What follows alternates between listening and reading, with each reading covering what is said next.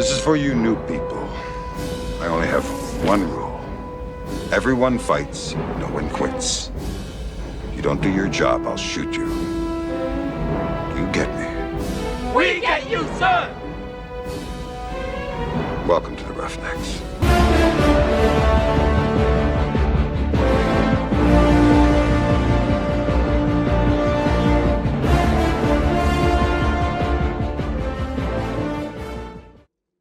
Would you like to know more? That's right, Helldivers. Do your part. Hit that subscribe and like button if you like Starship Troopers, or else I'm not sure why you clicked on this video. Alright, but really though, bullshit aside, we are making a Starship Troopers build today in Helldivers 2. Now, we're only going to be talking about the terminids and the bug side because Starship Troopers, you know, they have to fight the arachnids. So our equivalent is the terminids. That's not to say that this build doesn't work against the automatons. It's just not what I'm going to be discussing today. Now, for these builds, we like to do fun, viable builds that are definitely easily, you can take these into the upper tiers. So tier 9. Tier 10, and the choices we're making in the build should have you covered for anything the bugs can throw at you. Now, I'm mainly going to be drawing from the original, the first Starship Troopers movie because, well, the other two kind of suck ass. They're not very good. I recently rewatched them. The second one has some good ideas and good plot points and it's pretty interesting, but the camera work and just the budget, it ain't there. And then the third one, oh geez, I thought that one was okay back in the day. No, that's even worse. The writing is abysmal. And they just want you to forget about Carmine and Carl, and they try to replace them with two other characters and act like it's all jolly. I don't know, that movie sucks. So we're going to be trying to avoid those though. I might have to mention something from the third movie. Ugh. But all right, let's check out the loadout. So we got the loadout screen up here, what we're going to be using. This is just a spreadsheet thing that I use to illustrate what we're working with here. So for the equipment, I'm going with the tenderizer. Sidearm there is the bushwhacker. For the grenade slot, we're going with the impact. And that icon there for the armor is the extra padding. This essentially gives you more armor. So if you're using a light armor, it'll treat it like you're using medium armor. But that's the only perk with it. It also has for medium and gives you heavy armor. Equivalent. There's no extra padding for heavier. And then moving on to the stratagems, we got the recoilless rifle, then we got the cluster bombs, and then we got the heavy machine gun emplacement. Now I left one blank because we're gonna have some options there that we can work with.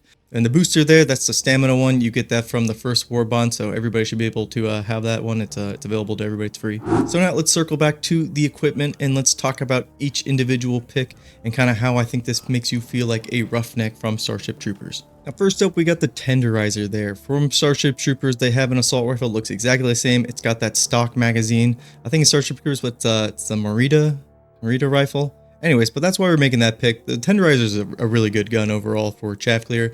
High damage. On the clip side, it's a little bit low. Now you could replace this with just the standard AR. I think the standard AR does function a little bit better as a light chaff clear, but tenderizer kind of has the aesthetic that more matches that. You could also throw in the Liberator Penetrator as well. That works too. But for this build, I haven't mentioned the tenderizer in a while, so I'm throwing the tenderizer in there. I will say, in the movie, they basically never run out of ammunition with their rifles, or at least they definitely have more ammunition than 35 rounds. So, Arrowhead, get on it. Next up for our secondary pick, we're going with the bushwhacker. Now, why are we going with the bushwhacker? Well, in the movie, they never really have any sidearms. I cannot recall them ever using a sidearm or pulling it out. But what I can recall is Rico using the shotgun attachment on his rifle twice. So for Helldivers 2, we're using the bushwhacker to facilitate that functionality. And luckily, the bushwhacker, it's really good. It's a great weapon to push back enemies and then just does a chunk of damage.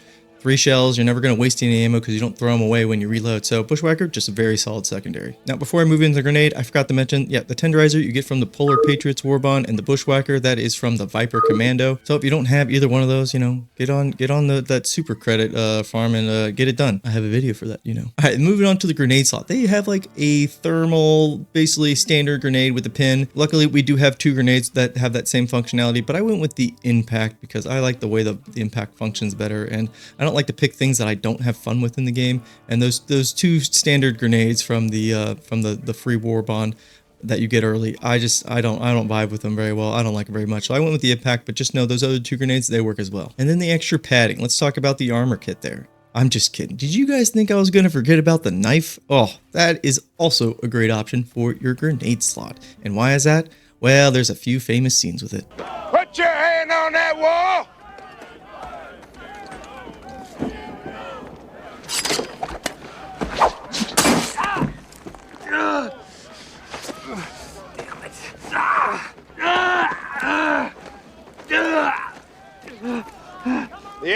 cannot push a button if you disable his hand. Medic! So if you want to be a real roughneck, you take that knife and you know what I'm talking about. All right, but moving on to the armor kit. I want the extra padding because this is the standard with the medium standard Helldiver 2 outfit. This is the perk you get. Now for the light variant, you actually get the scouting kit, but this really doesn't matter so much. It's more about the aesthetic and just looking like a mobile infantry. It's basically a disposable soldier because you're meant to go in there into the meat grinder and get the job done. And if you don't make it, guess what? There's 5 other soldiers to fill your shoes. So the armor kit, kind of up to you. I'm just explaining why I took the extra padding because I like to go with that more standard Helldiver 2 outfit when I'm feeling like a roughneck. Now, moving on to the stratagems. We're picking the recoilless rifle. I don't know if you guys have picked this up lately. It's fucking awesome. This thing is really, really good now. It has the potential to one-shot Charger and Bile Titans to the face. Impalers, you gotta work a little bit harder, maybe 2 shots to that face. Killing the back of an impaler doesn't, it doesn't bleed it out, or if it does, it takes fucking forever. It's not worth it. But you can kill the butt with it in 1 shot. But I would just go for the face. Probably gonna take 2 rockets. But we're taking the recoilless rifle because it's the only, I would say, heavy weapon in the first movie that they show that they have. They have rocket nukes. Now we don't have something that front loads a nuke onto the front like that. But I feel like this functionality-wise is the closest we're going to get at the moment. You could make a case for the expendable or maybe even the commando. I think the spear, that guiding, that lock-on is a little, that doesn't work for me for this. And then the commando has obviously the guided rocket, and I'm not vibing with that either. So I think the recoilless is, it's the closest thing we're going to have. And luckily the recoilless rifle right now is amazing. And the best way to use a recoilless rifle, just know every time before you shoot it, somebody's got to yell, "Nuke him, Rico!" And if you don't do that, it doesn't count. And moving on to the cluster bomb, we're picking this because in the intro, when they get onto the desert planet, before they get to Whiskey Base, they have an airstrike go on, and it looks like normal airstrike with their bombs, and it does almost like a cluster bomb effect, but you can actually see the bombs. They're normal size airship bombs. So really, the regular Eagle airstrike works for this too. I just haven't mentioned or used the cluster bomb in any builds so far, so I'm using it here. It's a great chaff clear. Do be careful though. This is a notorious squad killer, so you have to be very careful when you're using this. Make sure your squad mates are clear. But the cluster bomb is a very solid chaff clear choice, and I swear to God, sometimes it does close bug holes, but then when I sit there for the next 15 minutes trying to get it to close just 1 bug hole, and I'm just trying to replicate that effect, I can never do it. So you guys let me know if you have the same effect sometimes with the cluster bomb, that it will destroy a bug hole every now and then sometimes not at all. I could be wrong about this one. This is just my experience with the cluster bomb overall. And this next pick, I put this in my last build too, but I had good reason. Now when the Roughnecks get to Whiskey Base there, Tower Squad, these guys were the fucking OGs of that scene. If they didn't leave that tower, think about how many bugs they would have killed. And the only reason they do get killed is some wannabe jackass calls them down, and that's when they get killed, once they leave their post. But if they would have stayed in those emplacement guns, oof, no telling how much damage they would have done. So in this video, we need to honor Tower Squad. So that's why we went with the HMG emplacement. This isn't also just an amazing pick for chaff clear in general. This build it's leaning more towards a chaff clear build, but the recoilless rifle, it covers all the heavy and massive targets, so you do have a way to deal with all the bugs. It's just, your kit is more leaning towards that light armor penetration and killing those smaller bugs. So a bile spewer planet might be a little rough to play around, but impact grenades and then your cluster bombs can deal with those. You're just going to have to know what tools you have available to play with to be the most effective against, depending on what seed of enemies you get. And so for the last slot there, now you could double up on airstrikes. You could go with the cluster bomb and the regular airstrike, and that's honestly probably what I would do 90% of the time. Or we could talk about the Marauder from the 3rd movie. Now, as I mentioned in the intro to this video, the 3rd movie sucks, guys. It's not good at all. There's a lot of weird choices in that movie. And then the Marauder part, it shows up at the end, and it gets like 1 or 2 scenes. It's not very good. But we do have our exosuits, and we do have the Patriot. The Patriot slays out. So if you do want to go with that Marauder, you can pick the Patriot here. It might break a little bit of that kind of roughneck mobile infantry vibe because you're in a high power mech, because the idea is to be this ground mobile infantry squad. But yes, you could go with the exosuit. You go with the Patriot. It's a perfectly fine pick. It's acceptable. Not saying I like it, but it's acceptable. And then moving on to the booster, the one I'm choosing here is just the stamina. Again, mobile infantry. You gotta be able to run around, you know, help out the team with the stamina. There's only like really a couple boosters that I ever take. It's usually the same 4. So the booster slot, not really that important. It's really just fill in what you really need as a squad. So that's the equipment in the stratagems. So how are you playing with this build? How's it really working? What are you doing? Well, looking at the loadout overall, you have a bunch of things again for that light armor penetration, the tenderizer, the bushwhacker. The impact is great for medium armor targets, by the way. I would maybe save that for that or for bug holes.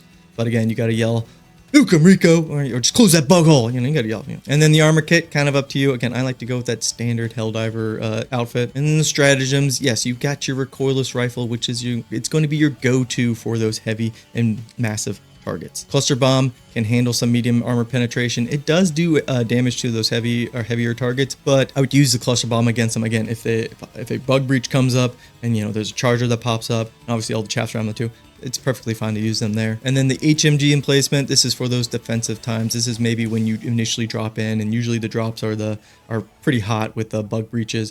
Throw that sucker down and just start. Don't be afraid to just lay on the trigger and kill everything. Even Bile Titans, just aim for the head. It'll get it down. It'll get them down eventually. Sometimes you have to stare down a Bile Titan, and maybe you'll win, maybe you'll lose, but just, you know, do your job. Do your part. So that's the build overall. Let me know how you guys like it. Let me know how you like those other 2 Starship Troopers movies. The first one, obviously the best. It's probably my favorite 90s movie ever. Top 5 movie of all time. I'd have to really think about a movie list, but I know it's in the top 5. Fucking love Starship Troopers, the movie. It's so good. Just the practical effects, and it is aged extremely well. So if you guys haven't seen the movie in a while, pop it on. It's still a very, very good time. Still just top of the class movie. And I guess we'll have a real quick State of the Galaxy section. We're still working on those space stations. I told you it was going to be, you know, a more gradual progression before we really get anything out of them. But I think that's going to be the big event before, you know, the next, I guess, story buildup. So I think like this patch or cycle right now is just going to be around these space stations, and then seeing what they do will be kind of the climax, and then we'll move on to something else. So I expect us to keep working on this for a while, maybe a couple months or so, depending on the cadence of content. But it looks like we're getting it done. The player numbers are still very high. Checking on it. It's a very active game. It looks like the patch did a lot of good work, a lot of goodwill with the community, and big thumbs up for there. And yeah, next up for me, I like doing tier lists. They're fun to talk about. Majority of the comments and stuff are all very positive. Everybody just understands that this is just a fun game and it's just an opinion video. Of course, you can disagree, just do it, you know, in a polite way. And I usually reply to like 90% of the comments that, you know, that come in, as long as they're nice, like, you know, so feel free to drop a comment. I usually reply with something, you know. But yeah, thanks for making it this long in the video, and I'll catch you guys next time. Take care and peace.